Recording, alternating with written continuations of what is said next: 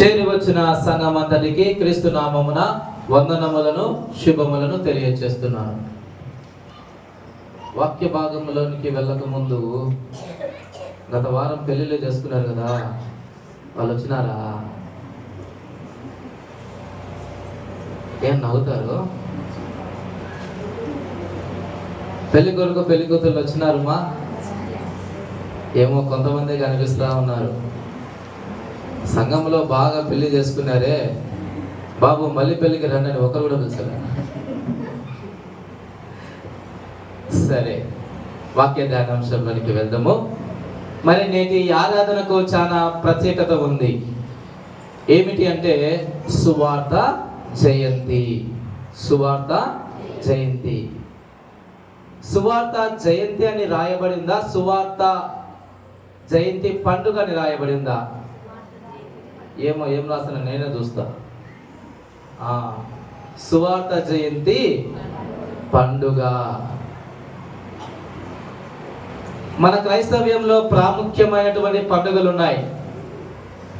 మనం జరుపుకునేది Christmas, new year, good ఫ్రైడేనా ఈస్టరా? రెండు జరుపుకుంటారా? గుడ్ ఫ్రైడే ఏమో ఆయన చనిపోయిన దినం, దాన్ని పండుగగా చేసుకుంటా అంటున్నారు.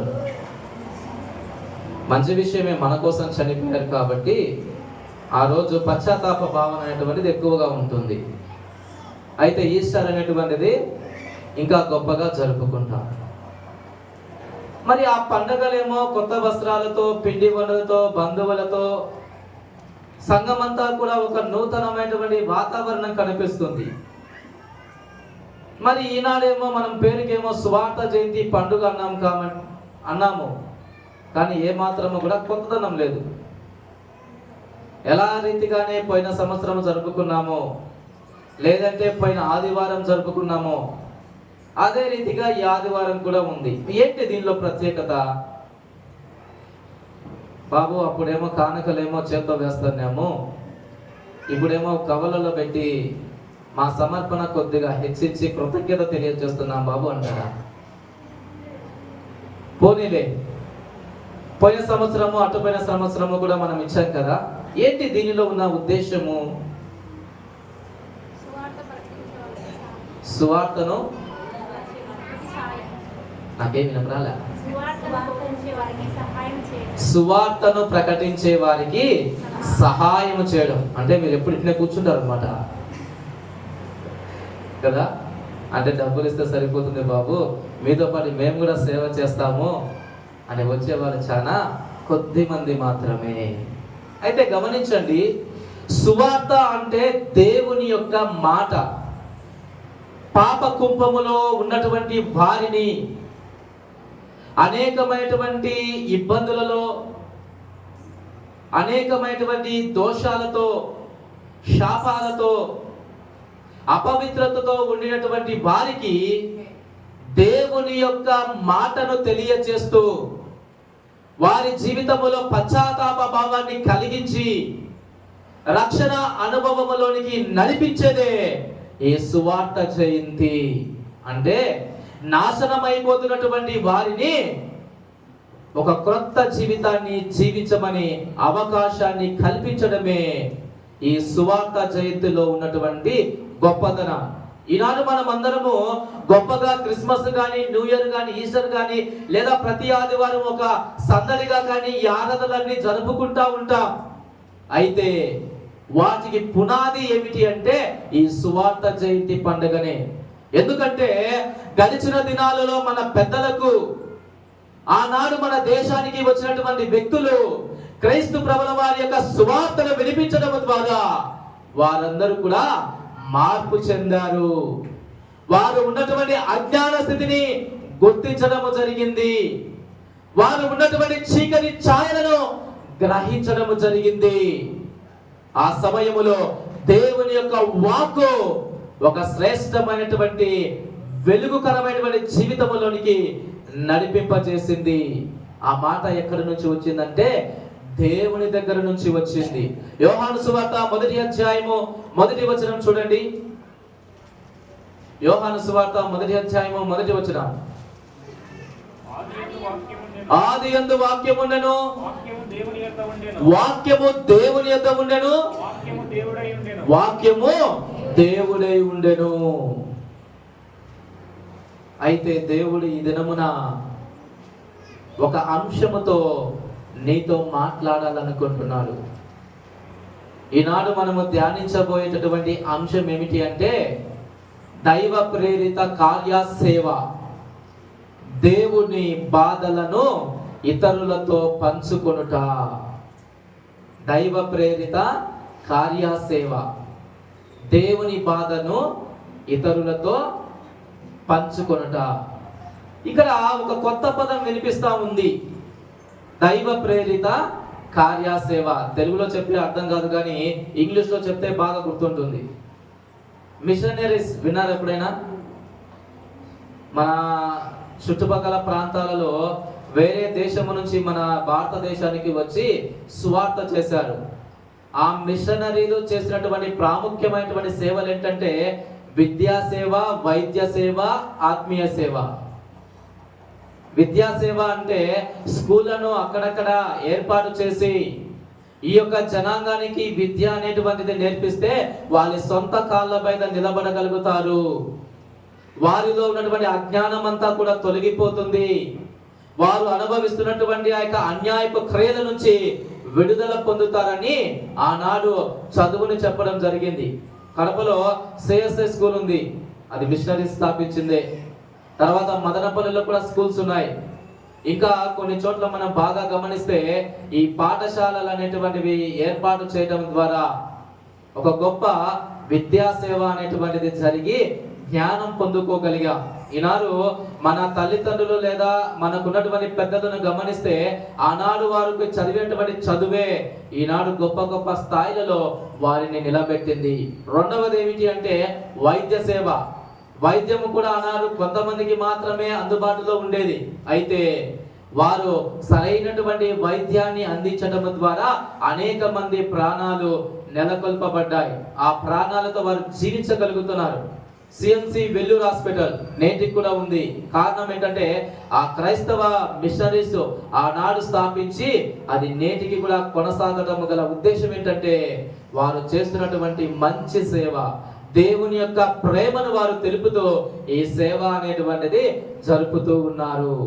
ఇంకా ఆత్మీయమైనటువంటి సేవ అంటే ఇవన్నీ అయిపోయిన తర్వాత వాళ్ళు ఆత్మీయంగా కూడా వీళ్ళు బలపడాలని సంఘాలను నిర్మించడం జరిగింది. ఇది మిషనరీలు చేసినటువంటి గొప్ప సేవ.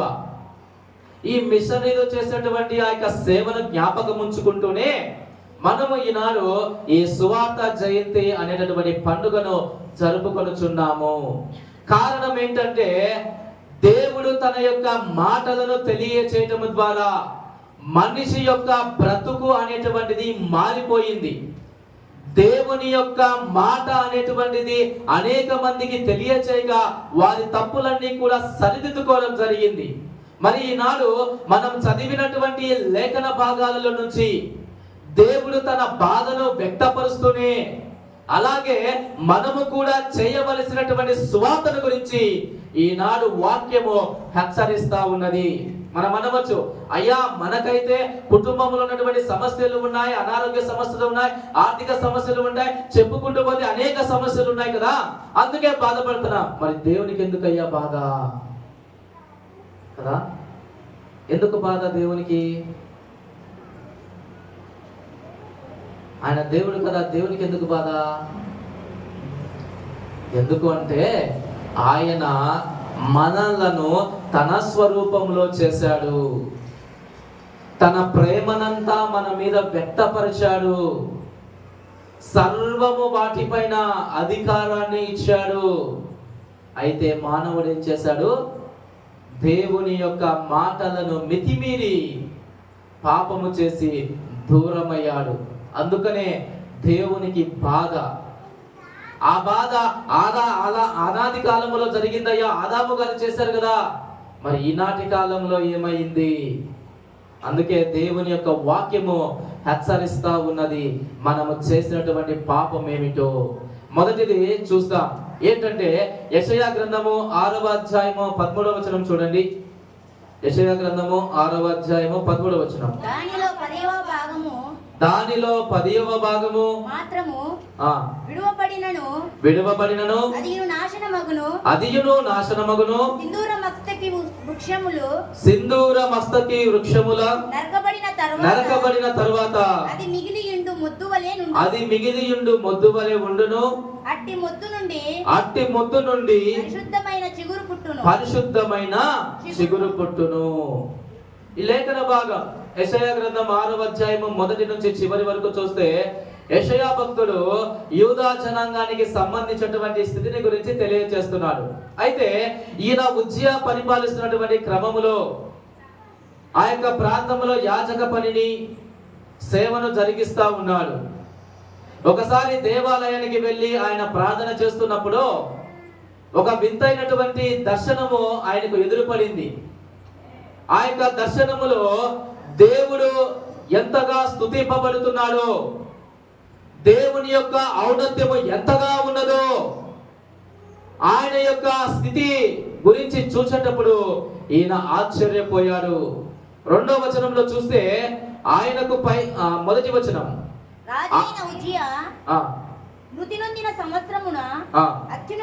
బాగా గమనించండి.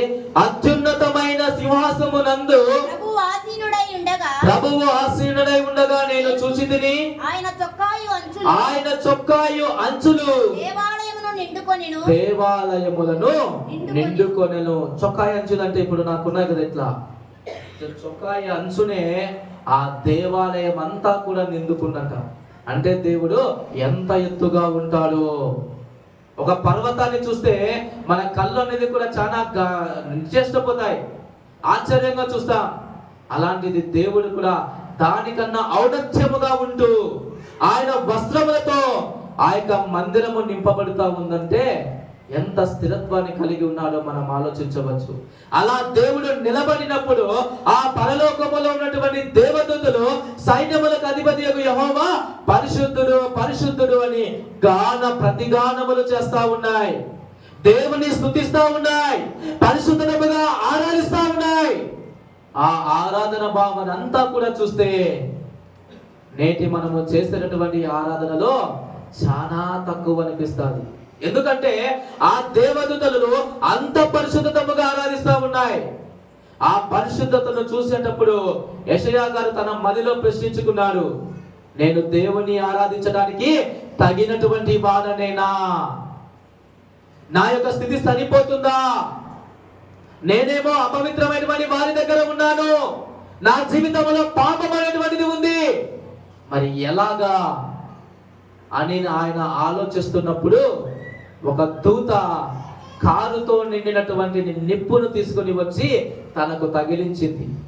దానికి గల భావం ఏంటంటే దేవుని యొక్క మాట అతని యొక్క శరీరానికి తగలగా అతనిలో ఉన్నటువంటి అపవిత్రత అంతా కూడా తొలగిపోయి పరిశుద్ధతముగా తీర్చబడి దేవుని ఆరాధిస్తున్నాడు, దేవుని మహిమపరుస్తున్నాడు. అనగా దేవుని యొక్క వాక్యము ఆ యెషయా గారికి ఆ స్థితి కలిగించింది. అప్పుడు దేవుడు మాట్లాడతాడు, మా నిమిత్తము, చూడండి 8వ వచనము, అప్పుడు నేను ఎవరిని పంపెదను, మా నిమిత్తము ఎవడు పోవునని ప్రభువు సెలవీయగా నేను వింటిని. నేను ఎవరిని పంపాలి? ఇదే దేవుని యొక్క బాధ. ఆ బాధను తెలియజేస్తున్నాడు. ఎందుకంటే తన స్వరూపములో చేసినటువంటి యూదా జనాంగము దేవుని యొక్క ఆజ్ఞలు మీరి పాపము చేస్తా ఉన్నారు. దేవుని ఆరాధించేటటువంటి విషయంలో అపవిత్రత చెంది ఉన్నారు. అందుకనే ఆ స్థితి అనేటువంటిది ఏం చేసిందంటే వారికి నాశనములోనికి నడిపించింది. ఇందాక మనము 13వ వచనములో అదే చదివాం. దానిలో 10వ భాగము మాత్రము విడువబడినను అదియు నాశనమగును. ఆ నాశనము గల రావడానికి ఇలా కారణం ఏంటంటే వారు చేసిన అపవిత్ర క్రియలే. అయితే ఇక్కడ దేవుడు ఏం చేస్తున్నాడంటే ఒక అవకాశాన్ని కల్పిస్తున్నాడు. ఏంటి అవకాశం అంటే సరిదిద్దుకునేటటువంటి భాగ్యము. ఇదిగో ఇశ్రాయేలు ప్రజలు పాపము చేశారు, అయితే నీవు వారి దగ్గరికి వెళ్ళి నా మాటలను తెలియచేయి. వారు ఉన్నటువంటి ఆ పాపాన్ని విడిచిపెట్టి దేవుని యొక్క సన్నిధానానికి చేరి ప్రాయశ్చిత్తపడతారో వారు రక్షింపబడతారు. ప్రార్థన చేస్తారో వారి యొక్క జీవితము మార్చబడుతుంది. నా మాటలు వింటారో వారు బ్రతకడం నేర్చుకుంటారు అనేటటువంటి స్థితిని యెషయా భక్తుని ద్వారా ఒక సువార్తను ఆనాడు యూదా జనాంగానికి అందించడం జరిగింది.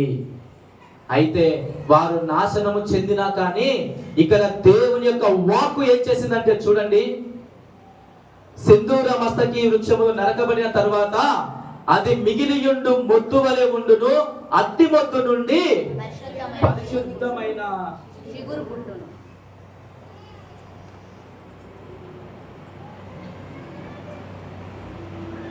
పరిశుద్ధమైన చిగురు చిగురు పుట్టును అనగా దేవుడు సరిదిద్దేటటువంటి అవకాశాన్ని ఇవ్వటం ద్వారా వారి బ్రతుకులు మార్చబడ్డాయి. నాశనము చెందినా కానీ పరిశుద్ధమైనటువంటి చిగురుతో వారు అభివృద్ధి చెందడం జరిగింది. మరి దేవుడు ఇక్కడ కూడా మనకు కూడా తన సేవకుల ద్వారా ఇటువంటి సరిదిద్దే అవకాశాన్ని ఇస్తా ఉన్నాడు. మనము కూడా ఆయన మాటలు వినలేదు, త్రోవ తప్పినటువంటి వారమే, ఆరాధించినటువంటి విషయములో ప్రక్కదారి పట్టినటువంటి వారమే, అపవిత్రతో నిండినటువంటి వారమే. అయితే దేవుడు ఇక్కడ ఏం చేస్తున్నాడంటే సరిదిద్దేటటువంటి అవకాశాన్ని ఇస్తూ తన సన్నిధానానికి నిన్ను ఆహ్వానిస్తున్నాడండి. దేవునికి ఉన్నటువంటి బాధ ఇదే. సరిదిద్ది ఇప్పుడైనా వారు సరిదిద్దుకుంటారా, ఆ బాధను నివృత్తి చేస్తారా అనేటటువంటి ప్రశ్నను మనం అడుగుతూ ఉన్నారు. మరి మనము ఆ క్రీస్తు ప్రభుల వారు దేవుడు అనుగ్రహించినటువంటి సరిదిద్దే అవకాశాన్ని వినియోగించుకొని పరిశుద్ధమైనటువంటి చిగురును కలిగి దేవుని యందు ఎదుగుదుము. ఇది నీవు చేయవలసినటువంటి మొదటి పని. దేవుని యొక్క బాధను నివృత్తి చేయుటకు నీవు కలిగి ఉండవలసినటువంటి బాధ్యత ఏంటి? సరిదిద్దుకొనుట. ఇక రెండవది ఏమిటి అంటే సాధనముగా ఉండుట. ఇప్పుడు అందరూ కూడా దేవుని యొక్క మాటను వింటున్నారు, ఇక పరిశుద్ధంగా ఉంటున్నామయ్యా అని చెప్పేసి భావిస్తున్నా. అయితే దేవుడు మరొక విషయాన్ని కూడా తెలియజేస్తున్నాడు. ఏమిటి ఆ విషయము అంటే సాధనముగా ఉండాలి. అపోస్తుల కార్యములు 9వ అధ్యాయము 15వ వచనం చూడండి. అందుకు ప్రభువు నీవు వెళ్ళుము అన్యజనుల ఎదుటను రాజుల ఎదుటను ఇశ్రాయేలు ఎదుటను నా నామము భరించుటకు ఇతను నేను ఏర్పరచుకొనిన సాధనమై ఉన్నాడు. ఎవరి గురించి ఈ మాటలు తెలియజేస్తున్నారంటే అపోస్తులైనటువంటి పౌలు గారి గురించి. ఆయన పౌలుగా మారక ముందు తన పేరు ఏమిటంటే సౌలు. అప్పటికే అక్కడ ఉన్నటువంటి మతాధికారుల చేత ఒక అధికారాన్ని పొందాడు. ఏమిటి అంటే ఎవరైనా సరే ప్రార్థన చేస్తున్నా, వాక్యం వింటున్నా, బాప్తిసం తీసుకుంటున్నా, దేవుని యొక్క మాటలు వింటా ఉంటే వారిని వెళ్ళి చంపేసే కొట్టేయని అధికారం. ఇప్పుడు మనం అందరం కూడా వాక్యం వింటున్నాం కదా. ఎవరైనా ఒక వ్యక్తి వచ్చేసి మిమ్మల్ని అందరినీ కొడతామంటే పారిపోతారు. ఇక్కడ అంటారా? పారిపోతారా? రాయలసీమ వాళ్ళమ్మా, సరేలేండి, వాక్యాన్ని కదా. ఆ యొక్క స్థితి అనేటువంటిది ఆ సౌలు గారు పొందారు. అందుకనే దమస్కు మార్గాన వెళుతా ఉంటే క్రీస్తు ప్రభుల వారి యొక్క దర్శనం పొంది మూర్ఛలో పోతాడు. ఒక ఇంటిలో చేరుతారు. అప్పుడు క్రీస్తు ప్రభుల వారు అననీయ అనేటటువంటి ఒక సేవకుని ఏర్పరచుకొని, అదిగో ఆ యొక్క ఇంటిలో సౌలు గారు ఉన్నారు, అతని దగ్గరికి వెళ్ళి ప్రార్థన చేయి, బాప్తిసం ఇవ్వు, బలము పొందినటువంటి మార్గం చూపు అని చెప్పేసి అనేకమైనటువంటి పనులను అప్పగిస్తారు. వెళ్ళి చూడగా ఆయన కూడా ఆశ్చర్యానికి లోనైతాడు. ఏంటంటే, అయ్యా ఈ వ్యక్తి చాలా దుర్మార్గుడు, మీ మీద విశ్వాసం కలిగినటువంటి మమ్మల్ని చిత్రహింసలు చేశారయ్యా, బాధ పెట్టడానికి అధికారాన్ని పొందాడు. మరి నీవేమో స్వస్థపరచమంటున్నావే ఏంటి అని క్రీస్తు ప్రభుల వారిని అడిగితే ఆ క్రీస్తు ప్రభుల వారు ఆ విషయాన్ని చెప్తా ఉంటారు. ఏమిటి అంటే, ఇతను నేను ఏర్పరచుకునేటటువంటి సాధనము. ఎవరెవరి పట్ల అంటే ఇశ్రాయేలు ప్రజల పట్ల, అధికారుల పట్ల, రాజుల పట్ల, అక్కడ ఉన్నటువంటి జనాంగం అంతటిలోకెల్లా గొప్ప మార్పుని తీసుకురావడానికి ఇతనిని నేను సాధనముగా వాడుకుంటున్నానని క్రీస్తు ప్రభుల వారు సెలవిస్తున్నారు. క్రీస్తు ప్రభుల వారి యొక్క సువార్తలో తనకు వ్యతిరేకంగా ఉన్నటువంటి సౌలును దేవుడు పౌలుగా మార్చి గొప్ప సేవకునిగా చేశాడు. ఎంత గొప్ప సేవకుడు అంటే, పరిశుద్ధ బైబిల్ గ్రంథములో అపొస్తలుడైనటువంటి పౌలు గారి పేరు మీద దాదాపు 13 పత్రికలు ఉన్నాయి. అనేకమైనటువంటి సంఘాలను స్థాపించాడు. అనేకమైనటువంటి సువార్తికులను నిలవబెట్టాడు. సేవ చేసేటట్టు వారందరినీ కూడా పురిగొల్పడం జరిగింది. ఇది ఆయన చేసినటువంటి సేవ. ఒక కఠినాత్ముడు, క్రీస్తు ప్రభుల వారిని అంగీకరించినటువంటి వ్యక్తి ఏం చేస్తున్నాడంటే గొప్ప సేవను చేస్తా ఉన్నాడు. కారణము సాధనముగా వాడుకొనుట చేత, క్రీస్తు ప్రభుల వారి యొక్క మాటను వినటము చేత తన బ్రతుకునంతా కూడా మార్చుకున్నాడు. తనలో ఉన్నటువంటి ఆ కఠినత్వపు ధోరణిని అంతా కూడా తీసివేసేస్తున్నాడండి. మరి ఇక్కడ ఉన్నటువంటి మనము సౌలు కంటే కఠినాత్ములం కాము కదా? కఠినాత్ములమా?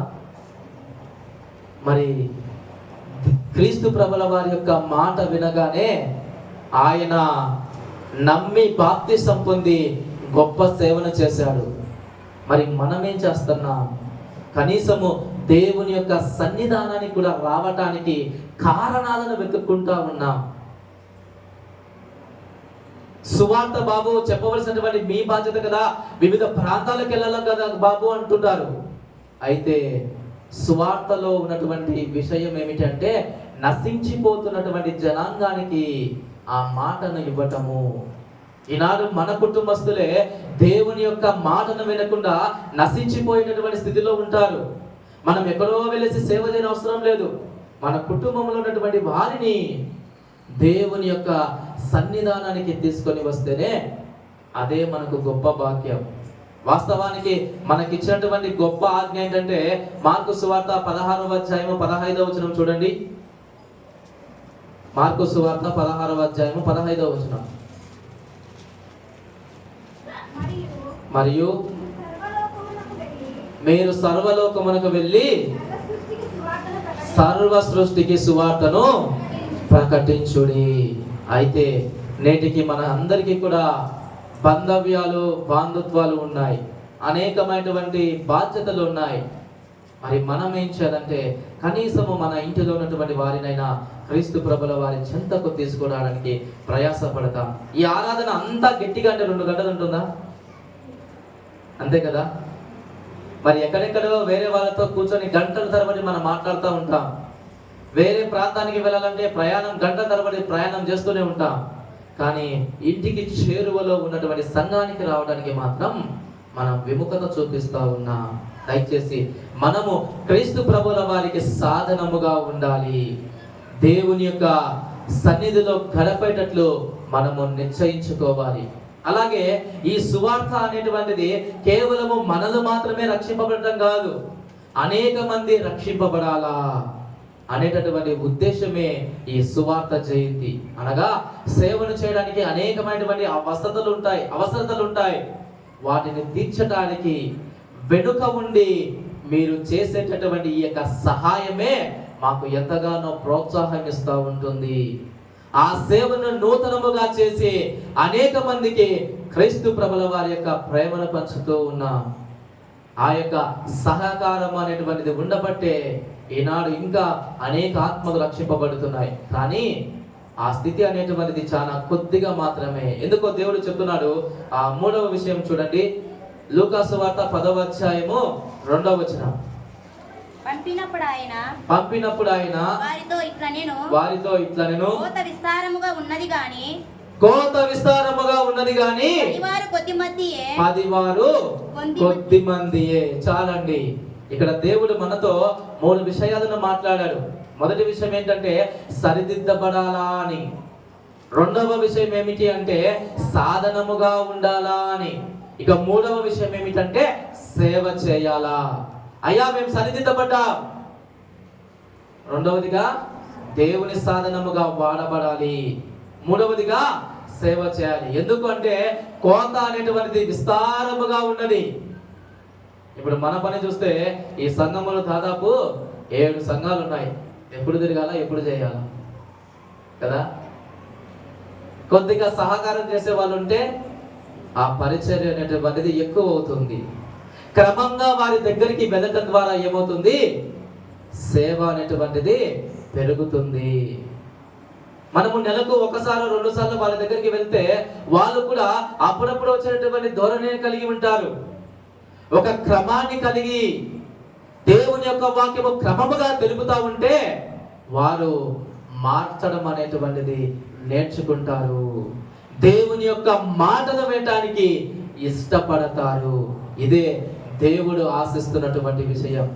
నేడు సంఘములో ఉన్నటువంటి అనేక మందికి దేవుడు ఈ అవకాశాన్ని వస్తున్నా తప్పించుకుంటూ ఉన్నారు. సాధనముగా వాడబడటానికి అనేక మంది వ్యక్తులు సాకులు చెప్తా ఉన్నారు. సేవ చేసినటువంటి వారు కనుమరుగైపోతూ ఉండటం అనేటువంటిది మనం గమనించాలి. అందుకనే ఆ బాధను తెలియజేస్తా ఉన్నారు. మరి మనము కూడా ఏం చేయాలంటే సరిదిద్దపడాలి. అంటే మన మనస్సులను, మన ఆలోచనలను మార్చుకోవాలి. యెషయా గారు ఆ మాటలను తెలియచేయడము ద్వారానే నశించిపోయేటటువంటి స్థితిలో ఉన్నా కానీ యూదా జనాంగము పరిశుద్ధతముగా చిగురు పెట్టింది. దానికి గల కారణం ఏంటంటే దేవుని యొక్క వాక్కులో ఉన్నటువంటి శక్తి. అదే వాక్కును సౌలుకు తెలియచేయగా ఆయన పశ్చాత్తాపపడ్డాడు, ప్రాయశ్చిత్తం చేసుకున్నాడు, సాధనముగా వాడబడి గొప్ప పరిచర్యను చేశాడు.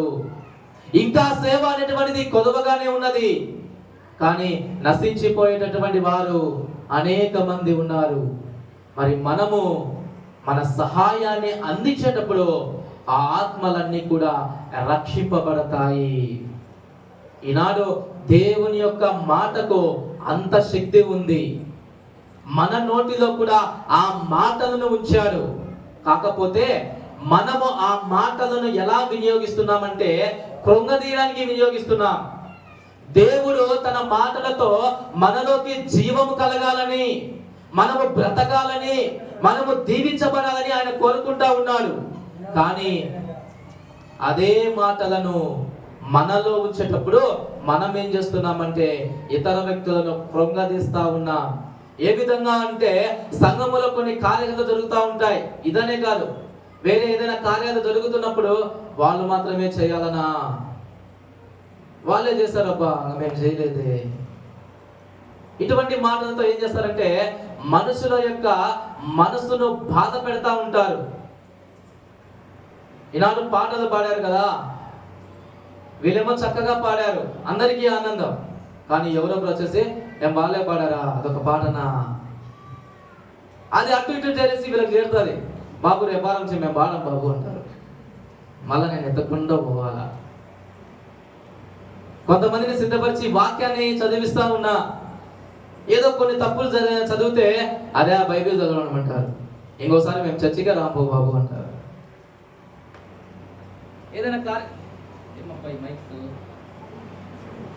సంఘములో కార్యక్రమాలు జరుగుతూ ఉంటే ఎప్పుడో పెళ్ళి అయిపోయింది కదా నిన్న చేయాలా అంటారు కదా. అంటే ఇవన్నీ మనకేంటంటే కొద్దిగా బాధను తెప్పించేటివి. అలా ఆ మాటలను మనం వినియోగించకుండా, వాడకుండా మనం ఏం చేయాలంటే ఆ పిల్లలు చక్కగా పాడారు కదా, అమ్మా ఇంకా గొప్పగా పాడండి, మంచిగా పాడారు అని అభినందిస్తే వాళ్ళు మరలా నా దగ్గరికి వచ్చి బాబు ఇంకొక అవకాశం ఏంటి మేము పాడతామంటారు. కొన్ని తప్పులు చదివాళ్ళు ఇంకా బాగా చదువు అని చెప్పేసి వాళ్ళని బలపరిస్తే వాళ్ళు అడుగుతారు, నెక్స్ట్ టైం నుంచి మేము ఆ తప్పులు చెయ్యంలే బాబు అంటారు. బాబు మీరు చేసేటటువంటి కార్యక్రమాల ద్వారా సంఘం అంతటికి ఆశీర్వాదకరంగా, దీవెనకరంగా, సంతోషంగా ఉంది, ఇంకా చేయండి బాబు అంటే బాబు కూడా సంతోషపడి చేస్తా ఉంటాడు. మరి మన మాటను చెడుకు వినియోగిస్తామా, మంచికి వినియోగిస్తామా చూడండి. అయితే దేవుని యొక్క మాట మనకు తెలియపరగా మన జీవితాలు మన జీవితాలు మార్చబడుతూ ఉన్నాయి, దీవెన పొందుకుంటూ ఉన్నాం. మరి అదే దేవుని యొక్క మాట మన హృదయాలలో కూడా ఉందండి. ఆ మాటను తెలియచేస్తే సువార్తగా మారుతుంది, మంచి మాటగా మారుతుంది.